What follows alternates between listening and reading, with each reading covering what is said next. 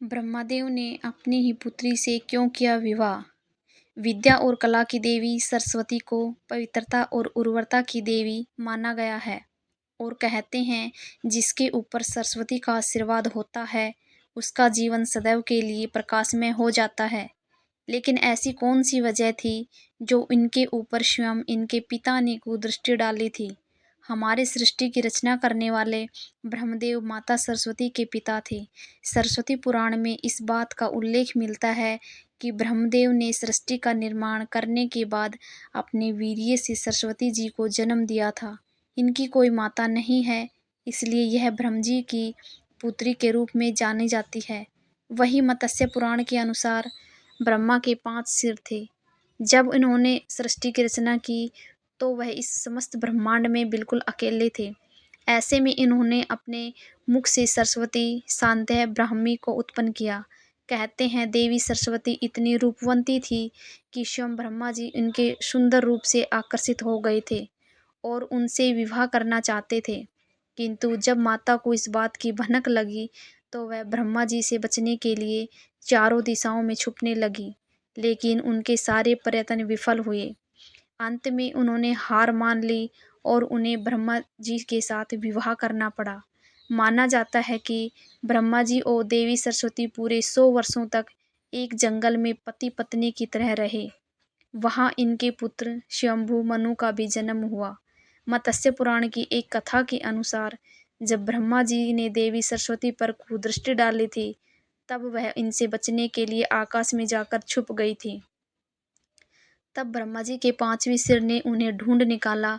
इसके बाद ब्रह्मदेव ने सरस्वती से सृष्टि की रचना में सहयोग करने के लिए कहा।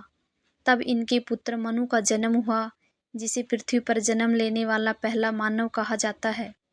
इसके अलावा मनु को वेदों, सनातन धर्म और संस्कृत समेत समस्त भाषाओं का जनक भी कहा जाता है।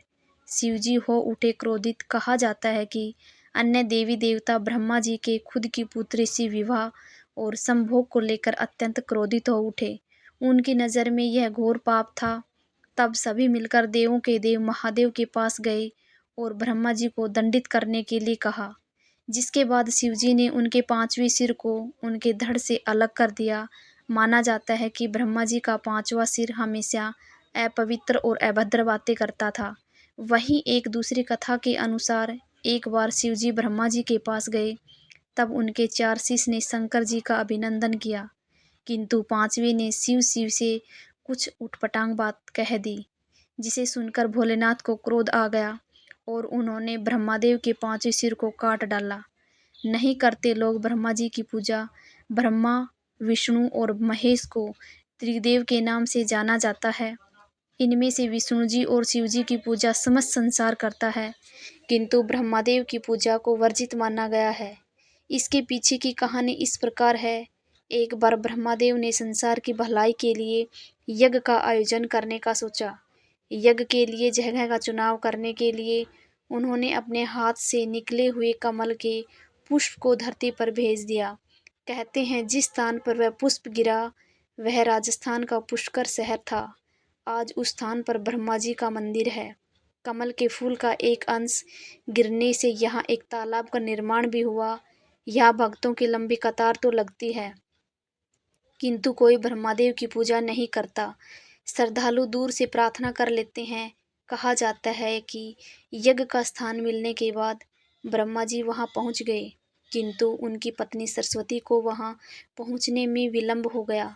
ब्रह्मदेव ने सोचा कि कहीं यज्ञ का शुभ मुहूर्त न निकल जाए, इसलिए उन्होंने एक स्थानीय ग्वाल बाला से शादी कर ली और यज्ञ में बैठ गए।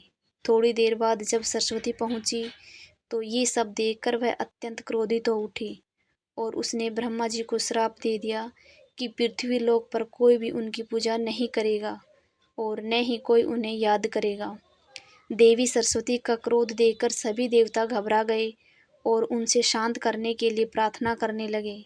इतना ही नहीं, सभी देवताओं ने देवी से अपना श्राप वापस लेने को कहा, किंतु उन्होंने ऐसा नहीं किया।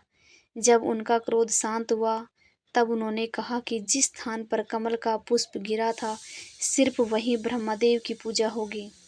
अन्य किसी भी स्थान पर अगर उनकी आराधना हुई या उनका मंदिर बना तो वहाँ का विनाश हो जाएगा। धन्यवाद दोस्तों, कहानी को अंत तक सुनने के लिए। अगर आपको ये कहानी पसंद आई है तो वीडियो को लाइक करना, चैनल को सब्सक्राइब